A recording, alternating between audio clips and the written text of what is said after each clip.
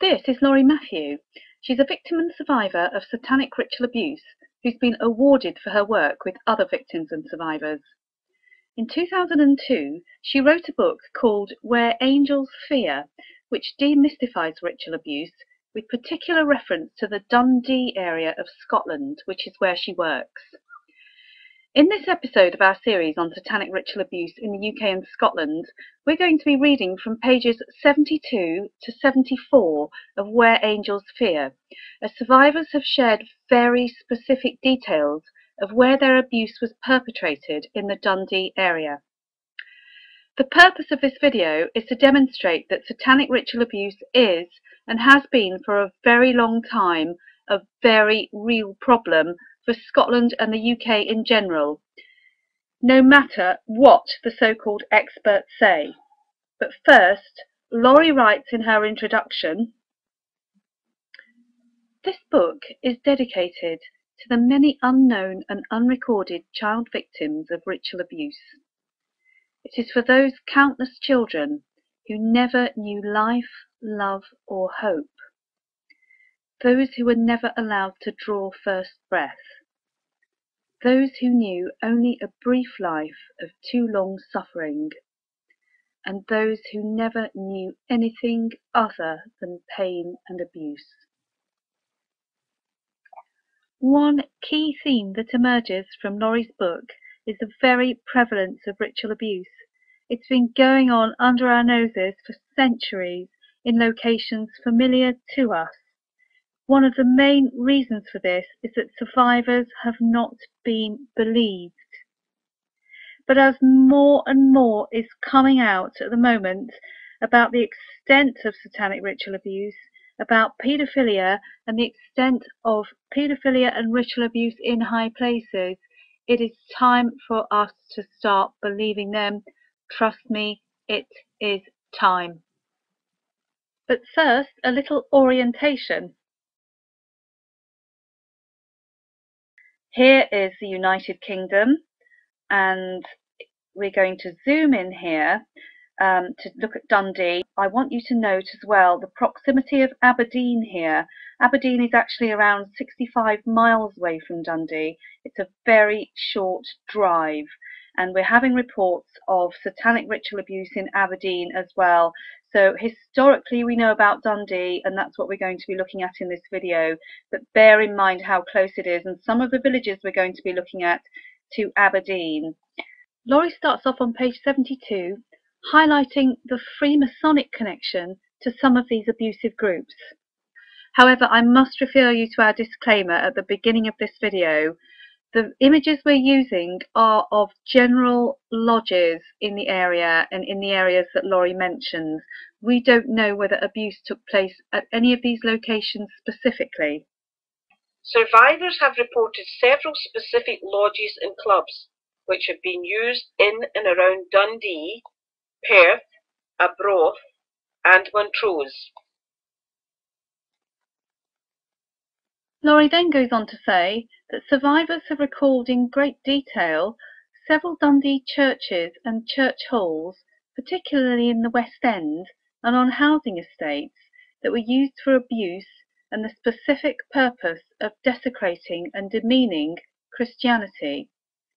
Survivors said that as children they were forced to be members of certain churches whose premises were used for abuse, and that the churches were easy to access.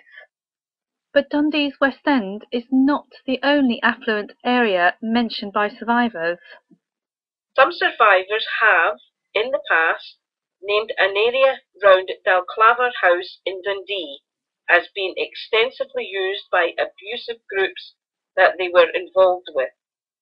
In that particular area, survivors have identified some surrounding woodlands, a large house, a church, several old cottages, an old mill and an old schoolhouse building as places they were taken to and places where some of the actual abusers lived or worked in at that time. The Mains Castle, as a ruin at the time, was also used, according to survivors, very regularly with specific gatherings of local groups. This sort of place would have been ideal for such groups in the past due to its isolation. Laurie then goes on to say on page 73, survivors have also spoken extensively about the Bolumby estate, also in the Dundee area. They have described the track up to the large mansion house, hotel, subsequently burnt down, the very high-walled garden area, which it was impossible to get out of, and the steep path down to the stream, with a dungeon-like small building built into the steep slope, and the old ruined castle-like buildings nearby. Survivors from several generations have made mention of this large estate on the edge of the town, where they claim abuse, murder and rituals would be performed in the ruin, gardens and around the large old rowan tree that grew in front of the former mansion. This estate has fairly recently been turned into a golf course, and the remains of the hotel are to be converted into flats. According to some survivors, people looking more closely at this particular estate would be sure to find some evidence, as the abusers often use this area. But this isn't just about affluent private areas and estates. These groups use anywhere they can get their hands on, including public venues. The old La Scala cinema in Dundee's West End and an old cinema in the Coleside area have been identified as places used on several occasions for a specific local group to meet. According to the survivors, the group sometimes watched pornographic films in these places and then sexually abused the various children they'd taken along for the purpose. Some survivors have indicated that some group members worked in these cinemas and therefore had easy access to the premises. Several old mills in Dundee have also been spoken about by survivors, who claim that in some of the mills used there were basement-like areas underneath the mills with either stagnant water or even streams running under them. Some of these places are described in great detail and include descriptions of the brickwork, layout of the mills and contents in the premises. Most of the places that the survivors talk about were clearly derelict and not in use at the time of the group meeting there, but others, such as the churches and cinemas, it is claimed, were in use in a normal way during the day, but on occasions were used by the group or individuals in the evening or throughout the night. And sometimes it seems whole villages seem to be involved. What to us, driving through, might look like bucolic country bliss, all too often hides a dark and dirty secret. In the Errol area, which is a largish village lying about halfway between Dundee and Perth, there are many places that survivors have talked about with fear and claim to have been taken to by their group. These places include one of the churches, an old hall, an old graveyard on the edge of the village, several houses with deep basements, farmhouses with barns and outbuildings, several woodland areas, some of which are surrounded by high walls, a private estate and a large mansion house on the outskirts of the village.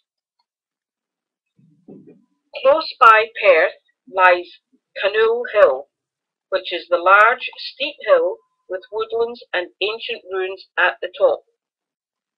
Not far from Canoe Hill, in the direction of Dundee, on a nearby hill sits Canfon's Castle, another ancient ruin. According to survivors, groups use both of these places as venues for ritual purposes. Some survivors of this abuse claim that it is believed by the groups that a great deal of power is tapped into and utilised by the group during the ceremonies at these places.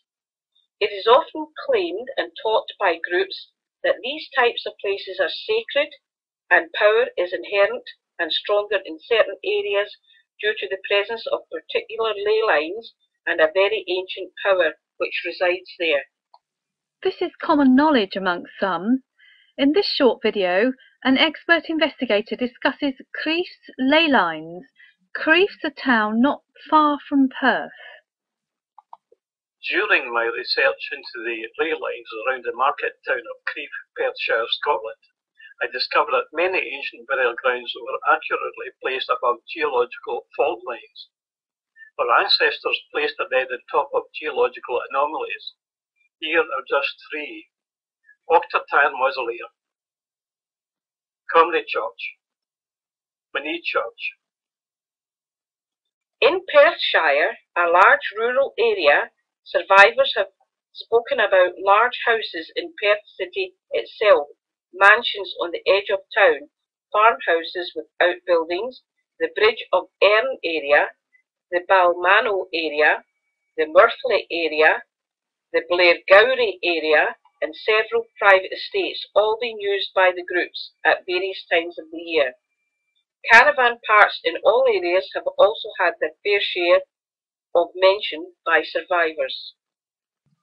In the Angus area, so many places have been spoken about that they are almost impossible to list. This is probably due to the high number of survivors I have personally encountered from across this area. Beaches, caves, woodlands, farms, cemeteries and caravan parks throughout the area are among the general places identified, as are large mansions, houses, private houses, warehouses and factories. Survivors who grew up in these areas or were taken there have also made mention of many of the smaller towns and villages throughout Angus, such as Edzell, Kirriemuir, Brechin, Arbroath, Forfar, Auchermithie and Montrose. Finally, just in case you don't know, Glams Castle is situated in the Angus area. It's dogged by rumour, myth, mystery, and of course connections to royalty, and Jimmy Savile had connections to royalty too. We wonder whether he ever visited Glams.